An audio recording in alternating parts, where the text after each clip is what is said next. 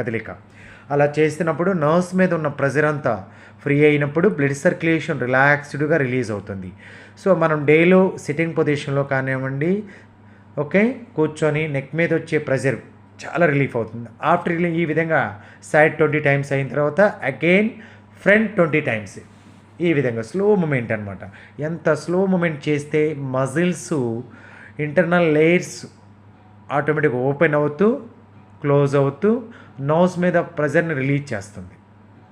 ఆ నోస్ మీద ప్రెజర్ని రిలీజ్ చేస్తున్నప్పుడు బ్లడ్ సర్క్యులేషన్ అనేది చాలా కంఫర్టబుల్గా జరుగుతుంది. మనం రాస్తున్నప్పుడు కానివ్వండి, కంప్యూటర్ వర్క్ చేస్తున్నప్పుడు కానివ్వండి, లేదా జనరల్ వర్క్ ఏదైనా చేస్తున్నప్పుడు కానివ్వండి, మన హ్యాండ్స్కి, ఫింగర్స్కి, రిస్ట్ జాయింట్కి, ఎల్బో జాయింట్కి, షోల్డర్ జాయింట్కి, నెక్ జాయింట్కి ప్రెజర్ లేకోకుండా రిలీఫ్ చేస్తుంది.